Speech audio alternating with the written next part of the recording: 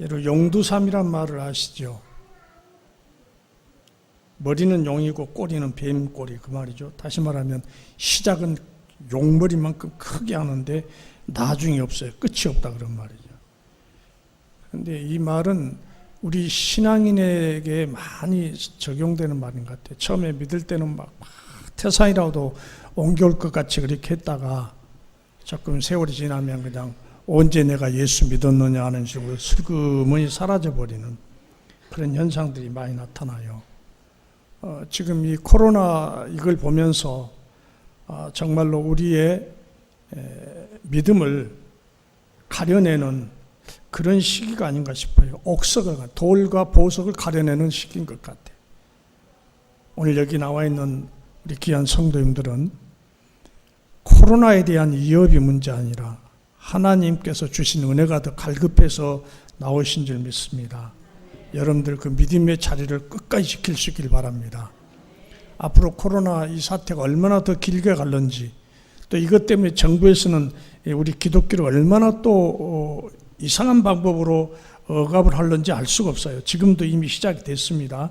그러나 우리가 믿는 하나님 끝까지 우리를 지켜줄 것을 믿고 여러분의 신앙의 위치를 잘 고수할 수 있길 바랍니다. 아멘이죠? 예. 사도행전 13장 4절과 5절에 보면 이렇게 기록되어 있습니다. 바울과 및 동행하는 사람들이 바보에서 배 타고 밤빌리아에 있는 버가에 이르니 요한은 그들에게서 떠나 예루살렘으로 돌아가고 그들은 버가에서 더 나아가 비시대 안디옥이라 안식의 회당에 들어가니라. 13장 13절 14절 말씀이죠. 바나바와 바울이 성령의 보내심을 받아서 실루기아에서 배 타고 구브로에 가서 구브로의 하나의 항구인 살라미에 이르러서 유대인의 회당에서 복음을 전했습니다. 그 과정에서 박수무당 바예수를 만나서 그가 하나의 복음을 방해하니까 바울이 그냥 거기서 주의 이름으로 그를 훈계하죠. 그리고 결국 바예수가 눈이 멀어버렸어요. 그런데 거기서 이제 비시대 안디옥 교회로 가서 복음을 전하려고 그랬는데 요한이, 여기서 요한은 사도 요한이 아닙니다. 마가복음을 기록한 마가 요한입니다. 이 마가 요한은 바나바의 조카라고 그랬죠. 근데 이 사람이 그냥 예루살렘 가버렸어요. 얼마나 황당합니까? 근데 요한은 어떤 사람이십니까? 수종자로 들었다고 그랬잖아요. 수종자는 뭐냐면 저 배 밑에서 노를 젓는 사람이다. 휘페레테스란 말인데 노 젓는 사람은 어떤 사람이냐면 노예들이 노를 젓어요. 그러니까 지금 요한이 수종자라였다고 말한 것은 요한이 바나바와 바울의 완전 수종자예요. 조수입니다. 조수. 보조 사역자입니다. 그야말로 이 두 사도를 그림자처럼 따라다니면서 섬겨할 사람이에요. 근데 이 사람이 그냥 가버린 거예요. 그런데 오늘 13절과 14절을 통해서 우리가 반드시 들어야 할 교훈이 두 가지 있습니다. 첫째 교훈이 뭐냐면 사명자는 회귀 본능의 충동을 이겨내야 된다, 그런 말입니다. 회귀 본능이 뭐냐면 돌아가고 싶은 마음. 자, 그래서 많은 성경학자들이 왜 마가 요한이 돌아가 버렸을까? 그걸 한 세 가지로 간추려서 얘기를 하고 있어요. 첫째는 뭐냐면 유대주의에 대한 회귀 본능이다. 본래 유대교에 있었던 사람인데 예수를 믿었어요. 개종한 사람이에요. 그런데 가만 보니까 너무 힘들거든. 그래서 옛날에 그냥 유대교에 있을 때가 좋았는데라는 생각이 그를 지배했을 것이고, 또 하나는 뭐냐면 예루살렘에 대한 평안함에 대한 본능이에요. 예루살렘에 가면 자기 집에 가면 편안하잖아요. 근데 지금 외국에 와가지고 여러 가지 지금 힘든 일들이 많아요. 그러니까 그것 때문에 돌아가고 싶었던 겁니다. 마지막으로 뭐냐면 자기는 바나바가 자기 삼촌이잖아요. 근데 그때까지만 해도 바나바가 바울의 선배요, 지도자였습니다. 근데 이게 바보에 가서 보니까 사도 바울이 자기 삼촌을 앞지르고 있거든. 바 예수를 눈멀게 할 때도 바울이 했단 말이에요. 가만 보니까 이 주도권이 바뀌어버린 거예요. 속상한 거예요. 질투심 내지는 자기 어떤 그 지위의 하락 이런 것 때문에 속이 상합니다. 그래서 돌아갔다라고 성경학자들은 말하고 있습니다. 그런데 이것보다 더 중요한 것은 뭐냐면 이런 유혹과 충동을 이겨낼 수 없었던 보다 근본적인 원인은 뭐냐면 소명의식에 대한 결여예요. 목적의식이 없었던 거예요. 뭐가 없었다고요? 뭐가 없었어요? 마가 요한이 사도 바울과 바나바를 따라올 때 목적이 없었어요. 그냥 따라왔던 거예요. 목적의식이 없다 보니까, 소명의식이 없다 보니까 조금 힘들고 어려우니까 그냥 돌아가 버리는 거예요. 이것이 대단히 중요합니다. 마가 요한에게 있어서 예루살렘은 오늘날 성도들이 본능적으로 자신도 모르게 매우 강렬한 힘에 의해 끌려가고픈 불신 세계를 말합니다. 저와 여러분 마음속에는 옛날에 예수 믿기 이전에 경험했던 세상 경험이 있어요. 안락함에 대한 향수도 있어요. 평안함에 대한 향수도 있어요. 그래서 예수님 믿다가 힘들고 어렵고 내 뜻대로 뭐가 이루어지지 않을 때는 옛날을 생각하게 돼요. 차라리 돌아갈까? 그때가 좋았지? 라는 생각이 우리를 지배하게 됩니다. 그럴 때 그 생각을 이길 수 있는 것이 뭐냐면 목적의식이 있어요. 내가 왜 예수를 믿느냐? 사명의식. 하나님은 나를 왜 불러주셨는가? 그런 의식이 나를 지배하면 충동을 우리가 이길 수 있어요. 그런데 마가 요한은 그것이 없었다는 거예요. 목적의식이 없었어요. 왜 자기가 지금 이 두 사도를 따라왔는지 그 의식이 없었어요. 그러니까 세상으로 다시 돌아가 버렸습니다. 예루살렘 자체는 그런 것이 아닐지라도 수종자 마가에게 예루살렘은 오늘날 우리 모두가 갖고 있는 세상을 향한 회귀 본능의 자체이면 틀림없습니다. 우리 모든 사람들에게 그런 것이 다 들어있어요. 결국 마가 요한은 이 유혹에 덫에 걸려서 자기 사명을 포기하고 돌아가 버렸습니다. 그 결과 이 마가 요한의 행동 하나는 결국 나중에 바나바와 사도 바울이 싸우고 갈라지게 만드는 원인을 제공하게 됩니다. 이제 뒤에 나옵니다만 두 사도가 싸웠어요. 심히 다퉜다고 그랬습니다. 그래서 갈라져 버렸어요. 그러므로 우리는 본 사건을 통해서 믿음에 가는 성도는 세상을 향한 회귀 본능에 그 충동이 얼마나 무서운가를 깨달아야 돼요. 나는 아니라고 그러지 마세요. 다 떠나도 나는 아니라고 그러지 마세요. 마치 베드로가 예수님께서 너희들도 다 나를 버릴 때 온다니까 나는 절대 아니다. 다 주를 버릴지라도 나는 죽는 데까지 주를 따라갈 것입니다. 장담했었어요. 우리 역시 그렇게 장담할 수 있습니다. 그러나 우리가 잠시라도 우리의 사명의식이 교려되면 우리도 언제든지 세상으로 돌아갈 수밖에 없습니다. 내 믿음이 점점 식어지는 이유가 주를 향한 열정이 점점 식어져가는 이유가 다른 데 있는 게 아니에요. 목적의식이 희미해질 때에 사명의식이 희미해질 때에 우리는 본인도 모르는 사이에 예수를 등지게 됩니다. 조금씩 등지게 됩니다. 세상을 향한 회귀 본능이 무서운 줄을 아는 것만큼 우리는 이 같은 충동을 억제하기 위해서 무엇을 해야 된다고 그랬습니까? 사명의식을 고치해야 돼요. 목적의식을 새롭게 해야 돼요. 저는 오래전에 원양어선을 탔습니다. 3년 동안. 그때 당시 원양어선은 한국의 사람들이 가지고 있는 모든 직업 중에 가장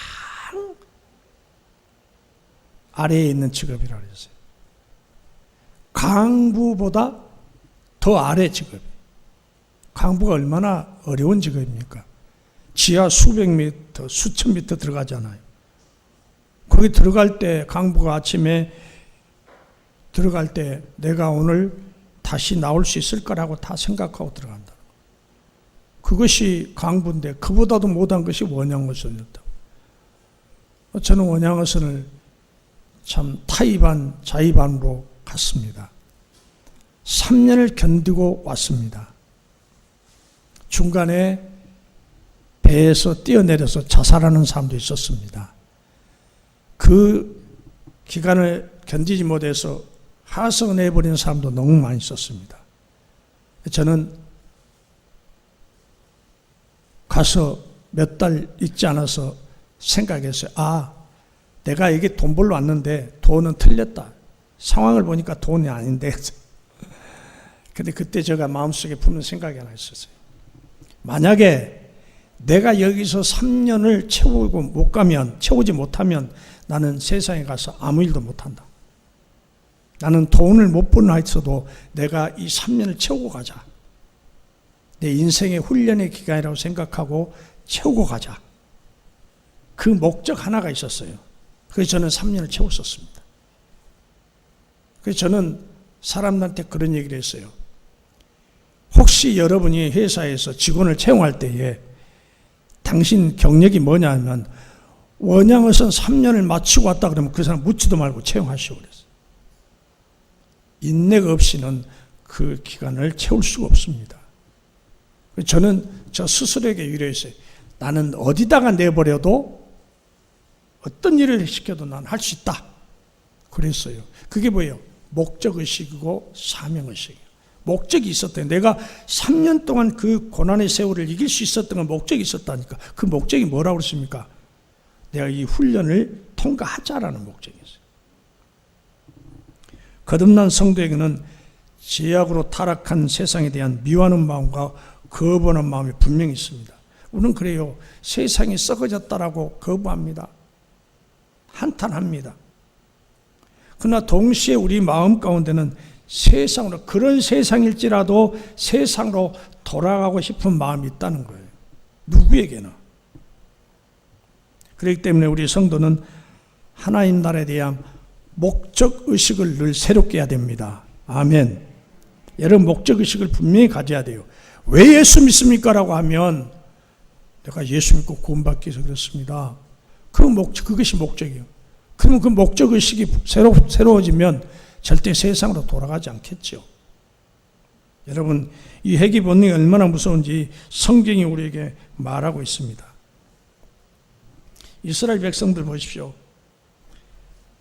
요셉을 알았던 그때의 바로는 죽었어요. 요셉의 그 세대에 있었던 사람들이 다 죽었어요. 새로운 왕이 생겼죠. 새로운 왕은 이스라엘 백성들에서 몰라요. 그래서 얼마나 이스라엘 백성들을 핍박하는지, 이스라엘 백성들은 한마디로 그 바로에게 있어서 일하는 노동하는 기계예요, 기계. 그러니까 너무 힘들어서 이스라엘 백성들이 어쩌어요? 하나님께 기도하면서 울부짖죠. 우리를 불쌍히 해달라고. 그랬던 사람들이 2장 23절에 나옵니다. 그런데 그들이 이제 모세의 지도하에 애굽에서 나왔어요. 애굽에서 나왔는데 불평하기 시작합니다. 민수기 11장 5절에 보면 우리가 애굽에 있을 때는 값없이 생선과 오이와 참외와 부추와 파와 마늘을 먹은 것이 생각나거늘 그래요. 엉뚱한 얘기를 합니다. 우리가 애굽에 있을 때는 이렇게 맛있는 거 많이 먹었지 않냐? 옛날을 생각합니다. 회귀 본능이 마음에서 끓어오릅니다. 사실 언제 이스라엘 백성들 애굽에 있을 때에 값없이 음식을 먹었겠어요. 노동의 대가로 먹었지. 그런데 이스라엘 백성들이 그런 얘기를 해요. 그리고 민수기 11장 20절 보면 더 기가 막힌 얘기를 합니다. 냄새도 싫어하기까지 한 달 동안 먹게 하시리니 이는 너희가 너희 중에 계시는 여호와를 멸시하고 그 앞에서 울며 이르기를 우리가 어찌하여 애굽에서 나왔던가 함이라. 애굽에서 나온 것은 한탄이에요. 애굽에서 사는 것이 너무 힘들어서 하나님께 울며 기도했던 사람들이 출애굽시켜 놓으니까 애굽을 회상하는 거예요. 돌아가고 싶은 회귀 본능에 불을 지피는 거예요. 애굽으로 돌아가는 게 낫다. 왜 애굽에서 나왔냐 그래요. 여러분이 힘들면, 믿음 생활하다 힘들면 나가 괜히 예수 믿었네. 그것이 바로 회귀 본능이에요. 그리고 민수기 14장 2절에 보면 더 기가 막힌 얘기를 합니다. 이스라엘 자손이 다 모세와 아론을 원망하여 온 회중이 그들에게 이르되 우리가 애굽 땅에서 죽었거나 이 광에서 죽었으면 좋았을 것을, 이런 망발을 합니다. 내가 예수 믿지 않고 세상에 살다가 어떻게 살든지 살다가 그냥 죽으면 죽었지 뭐, 이런 마음과 같은 생각일 것 같아요. 그리고 돌아가고자 합니다. 민수기 14장 3절 4절 보면 어찌하여 여호와가 우리를 그 땅으로 인도하여 칼에 쓰러지게 하려 하는가. 우리 처자가 사로잡히리니 애굽으로 돌아간 것이 낫지 아니하랴. 이에 서로 말하되 우리가 한 지휘관을 세우고 애굽으로 돌아가자 하며, 애굽으로 돌아가자. 애굽에 살 때는 못 살겠다고 하나님께 울면서 기도했던 사람들이 이제 애굽에서 나와서 평안해지니까 그 돌아가지. 물론 광야 40년의 기간이 편하진 않았죠. 예수 믿는 것이 편한 일은 없습니다. 정말로 예수님을 진짜로 믿는다면 우리는 참 힘든 삶을 살 수밖에 없어요. 그럼에도 불구하고 예수 그리스도를 믿는 목적의식이 분명하면 우리는 짐을 짊어진 것이 아니라 날개를 달고 사는 거예요. 아멘. 아무도 안 하십니다. 주일날 교회 오는 것이 여러분에게 짐이 된다면 여러분 기도하셔야 돼요.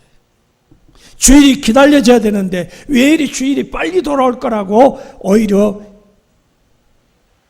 이전에 나온 것이 짐이 된다면, 그렇게 여겨진다면 여러분 아직도 세상을 향한 회귀 본능에 사로잡혀 있는 겁니다.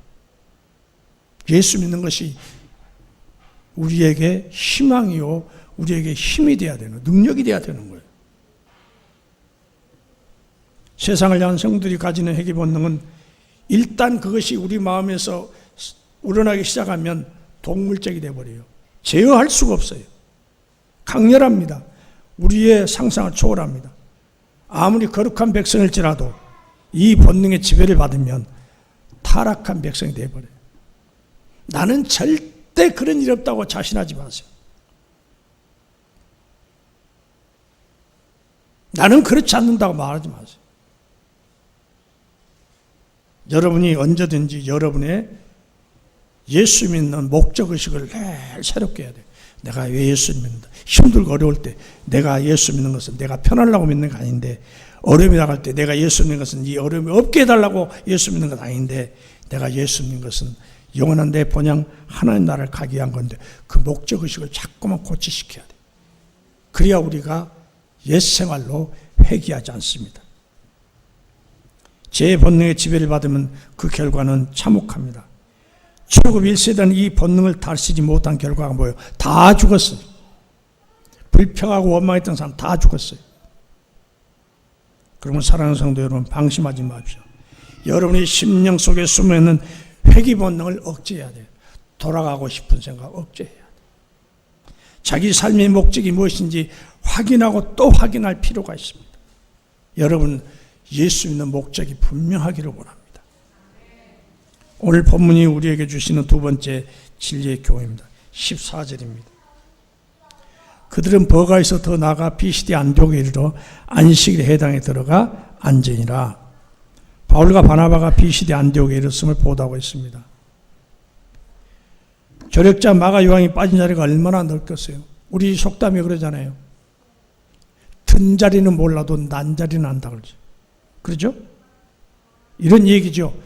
우리가 함께 생활을 했는데 어떨 때 한 사람이 빠져나가 버렸어요. 그 사람이 빠져나가면 왠지 그 사람의 자리가 그렇게 넓을 수가 없는 거예요. 근데 한 사람이 새로 들어와서 들어온 지 나간 별 의미가 없어요. 더더구나 지금 외국에서 복음을 전하는 일이 얼마나 어려운데 거기에 자기의 조력자 마가 요한이 가버렸으니 바나바와 바울이 얼마나 힘들었을까요? 그런데 바울과 바나바는 마가 요한의 빈자리 때문에 속상해하거나 원망하지 않았습니다. 그들은 여전히 자기들이 해야 할 일을 잘 감당했습니다. 그들이 찾아간 비시대 안디옥은 버가에서 무려 160km입니다. 버스가 있는 것도 아니고 비행기가 있는 것도 아니고 도보로 걸어야 돼요. 160km를. 그리고 그들이 찾아가는 비시대 안디옥 거기는 타우루스라는 산맥을 넘어가야 되는데 그 산의 높이가 1000m 고지. 길이 없어요. 험한 길입니다. 악명 높은 산이에요. 거기를 넘어가야 돼요. 아마도 마가 요한이 그냥 고향으로 돌아갔던 이유가 이것이 또 하나 작용했을 것 같아요. 그 먼 길을, 그 무서운 길을 가려고 생각하니까 겁이 났던 것 같아요. 그래서 성경은 안 나왔는데 그래서 갔을 것 같아요. 자, 사명자는 환경의 지배를 받지 않아야 됩니다. 이 두 사도는 환경의 지배를 받지 않았어요. 마가 요한이 빠진 자리 때문에 우리도 돌아가 버릴까? 우리도 그냥 다시 갈까? 그러지 않았습니다. 자기들의 환경이 어떻든지 간에 환경을 무시하고 자기들이 가야 할 그 목적 의식을 가지고 살았다는 거예요. 참으로 감동스러운 일이 아닐 수 없습니다. 남이 어떤 길을 가든지 자기는 자기 자신에게 걸어가신 그 길을 가야 합니다. 예수님의 12제자를 보십시오. 예수님 곁에는 항상 많은 사람들이 모여들었어요. 왜 그랬습니까? 예수님 곁에 가면 좋은 일들이 많이 있었거든. 병자가 치료받고 가난한 자들이 먹을 것을 얻었고 그러니까 거기 항상 예수님 곁에 많이 있었어요. 근데 예수님이 코너에 몰리니까 그들이 다 돌아가 버렸어요. 그럴 때 예수님이 12제자에게 그런 말씀을 하셨습니다. 요한복음 6장 66절과 68절에 보면 그때부터 그의 제자 중에 많은 사람이 떠나가고 예수니까 다니지 아니하더라. 예수께서 12제자에게 이르시되 너희도 가려느냐. 그럴 때 예수님의 제자들이 뭐라고 했습니까? 주여 영생의 말씀이 계심에 우리가 어디로 가겠습니까? 제자들은 끝까지 예수님을 따라갔던 겁니다.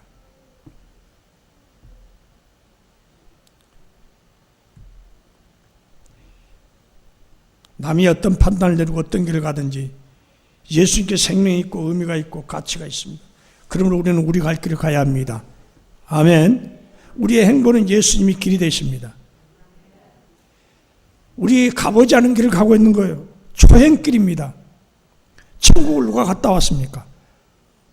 오직 예수님만 그 길을 아십니다. 내가 길이요 진리요 생명이라고 했습니다. 우리는 두려울 거 없습니다. 예수님이 가신 길을 우리가 따라갈 뿐입니다. 부안해동하지 말아야 됩니다. 무슨 말입니까? 남들이 간다고 아무 뜻도 모르고 따라간다는 거예요. 세상 사람들은 다 부안해동합니다. 물질 따라갑니다. 권력 따라갑니다. 우리는 예수님 따라가는 사람들입니다. 사명자는 남들이 우측으로 간다고 우측 가고 좌측으로 간다고 좌측 가고 그러지 않습니다. 일편단심입니다. 벳세메스로 갔던 암소 좌우로 돌아보지 않냐고 울면서 벳세메스를 향해 갔다고 그랬습니다. 서두에서 말씀드린 마가 요한이 에베소 사람으로 돌아간 이유를 몇 가지 말씀드렸습니다만 그 가운데 한 가지 빠진 것이 있었는데 그게 뭡니까? 조금 전에 말씀드린 타우루스 산맥을 넘는 것이 너무 힘들어서 환경 때문에 지배를 받고 마가 요한은 돌아가 버렸습니다. 이제 이쯤에서 지금 세계적으로 문제가 되고 있는 코로나19에 대해서 말씀 한번 들어봅시다. 왜 이 말씀을 드리냐면 환경 때문에 사명을 버리고 예루살렘으로 돌아갔던 마가 요한이나 코로나 이것 때문에 겁이 나서 예배마저 팽개치고 주저앉아 있는 그 사람이랑 똑같다고 말이에요. 오늘 나와서 예배드린 여러분은 환경에 지배받지 않냐고 끝까지 하나님의 말씀을 전했던 바나바와 바울 같은 사람들입니다. 여러분들은 위대한 성도들입니다. 지금 정부에서 뭐라고 합니까? 정세균 총리가 그렇게 얘기했어요. 50명 이상 모이서는 안 된다. 교회에게 명령하고 있어요. 50명 이상 모이면 안 된다. 예배를 말고 예를 들어서 성경 공부한다. 성가대가 모여서 찬양 연습을 한다. 50명 이상 모이면 안 된다. 그럼 뭐 하라는 거예요? 숨어서 예배를 조용히 들으라는 건가요? 예배 구경꾼이 되라는 거예요? 차라리 정세균 총리가 이렇게 주문했어야 맞습니다. 전국에 있는 정통 기독교인 여러분, 지금 나라가 너무 어렵습니다. 여러분이 섬기는 하나님 앞에 여러분 무릎 꿇고 기도해 주십시오. 이 나라 민족을 위해서, 세계민들을 위해서 여러분 기도해 주십시오. 그래야 돼요. 지금 주객이 전도돼 버렸어요. 코로나19 이 사태를 빙자해가지고 기독교를 교묘하게 탄압하려고 했습니다. 이미 시작됐습니다. 정신 차려야 됩니다. 마음 놓고 예배할 수 없는 시기가 올 거라고 제가 누누이 말씀드렸어요. 마음껏 하나님을 찬양할 수 없는 때가 올 거라고 말씀드렸습니다. 지금 말씀 찬양 많이 하지 마라 그러잖아요. 침 튀어간다고. 코로나 때문에 온 백성들을 유익하게 해야 되니까 기독교인 당신들이 좀 협조해 주시오라고 말은 번질한데 거기에 이미 탄압이 시작됐습니다. 하나님 말씀을 없인 여기고 본인은 물론 온 가문이 멸문제하를 당했던 한 사람을 제가 소개할게요. 여러분도 아시죠? 미국의 제35대 대통령 존 F 케네디. 우리 연배되는 사람들 치고 존 F 케네디를 모르는 사람은 없습니다. 세계 사람들이 다 아는 대통령, 가장 훌륭한 대통령으로 꼽히는 사람, 미국 사람들이 그렇게 좋아하는 대통령이에요. 그런데 그 대통령이 미국 달라스에서 연설하다가 오스왈드라고 하는 니 하비 오스왈드라는 청년에 의해서 저격당했어요. 그런데 물론 그것이 어떤 한 사건일 수는 있지만 그렇게 된 배경이 있어요. 존 F 케네디가 미국에서 어떤 정책을 쓴 줄 아세요? 국공립학교에, 그때 미국은 기독교가 국교이기 때문에 국공립학교에 성경이 한 과목으로 들어가 있었어요. 근데 그걸 과목을 폐지했어요. 자율에 맡겨라. 성경 볼 사람 보고 학교에서 의무적으로 공부 가르치지 마라. 성경 공부를 폐해버렸어요. 하나님 뭐라 했어요? 하나님을 섬기지 않은 백성들 3, 4대까지 저주하신다 그랬어요. 하나님 말씀을 엎었어. 케네디만 죽은 게 아니에요. 케네디는 유명한 정치가 집안이에요. 동생도 국회의원, 하원 뭐 다 그래요. 다 죽었습니다. 한 사람도 살아남지 않았어요. 다 죽었어요. 자기 가문만 멸문지하를 당한 것이 아니라 미국이 그때부터 썩어졌어요. 미국은 썩었습니다. 지금 미국 썩었어요. 겉으로만 지금 청소년들이 다 썩었습니다. 우리나라는 예외 아니에요. 우리나라도 어떤 대통령이 미션 스쿨에 성경 과목을 폐지했습니다. 우리 학생 중에도 지금 순천 메고 다니는 학생이 있는데, 메고가 미션스쿨이잖아요. 이 지역에 많은 인물들 저 매산고등학교를 통해서 다 배출됐어요. 훌륭한 정치가, 특별히 훌륭한 목회자들은 다 매산고등학교 출신들이 많아요. 성경 공부 폐지했어요. 성경 과목 폐지해버렸어요. 그러고 나서 그 사람도 최후가 좋지 않았습니다. 하나님의 말씀을 무시하고 그 말씀을 엎으려고 했던 사람이나 그 가문, 그 나라가 망한 거예요. 코로나 때문에 그것을 이유로 삼아서 하나님의 교회 예배를 억압하고 하나님 예배를 방해하는 것은 결코 옳은 일 아닙니다. 여러분 더욱 기도 많이 하셔야 돼요. 이 나라 대통령이 바른 정신 가지고 나가게 해달라고 기도해야 돼요. 새벽마다 대통령에서 기도하는 목회자는 없을 거예요. 다 기도합니다. 그걸 알아야 대통령.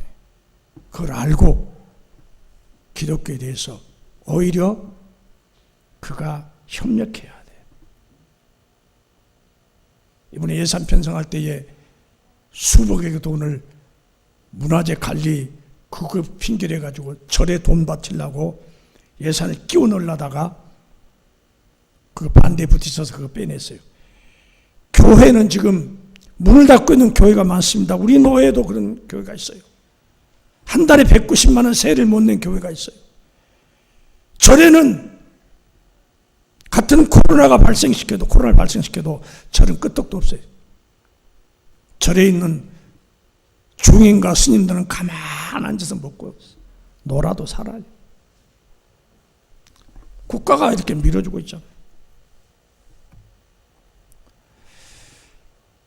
코로나 사태에서 성도는 똑같은 세상 사람들과 무거운 짐을 안고 살아가면서 예배라는 또 다른 짐을 짊어지고 있는지도 모릅니다.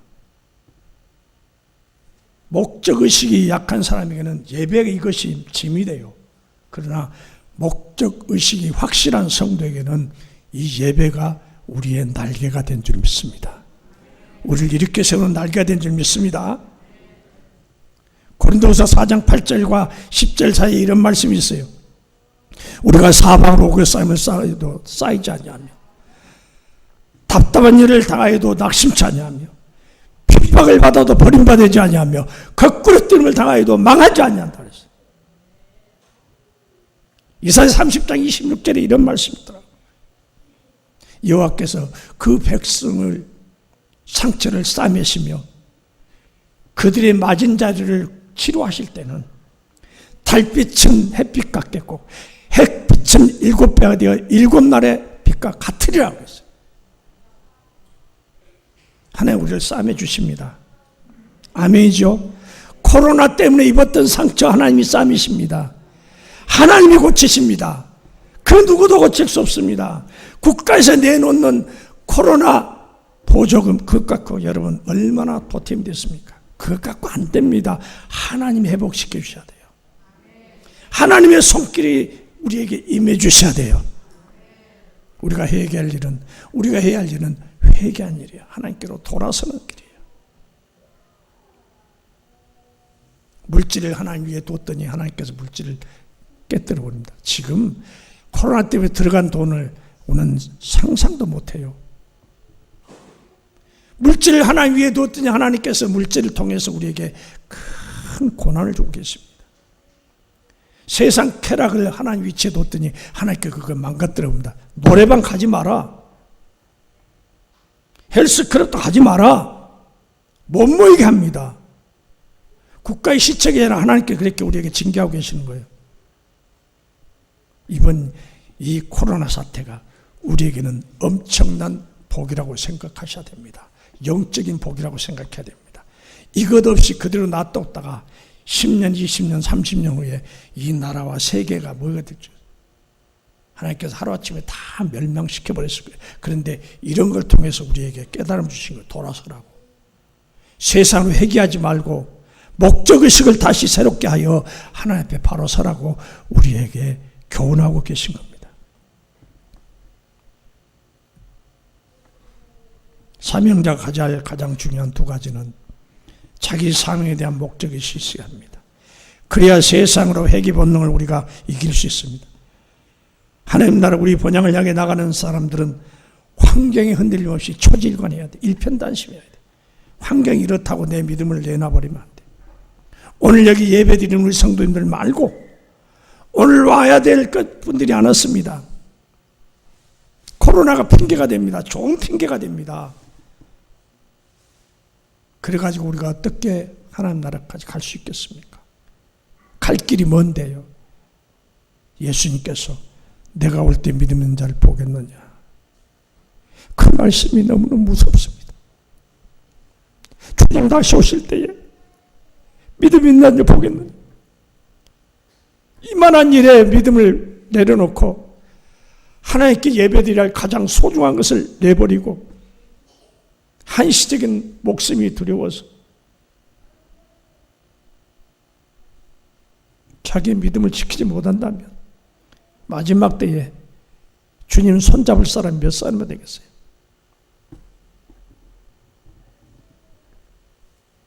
우리는 이 어려움이 있을 때일수록 믿음의 자세를 바로 가져야 됩니다. 그래서 믿음 약한 성도들에게 믿음의 횃불이 되어줘야 돼요.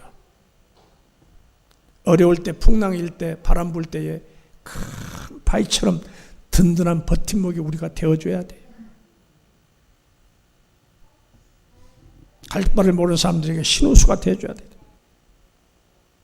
어두운 밤의 불빛처럼, 저 등대불처럼 우리가 이 어두운, 이 암울한 시기에 모든 사람들에게 갈 바를 알려주는 그런 삶이 되어야 됩니다. 오늘 예배드린 우리 성도님들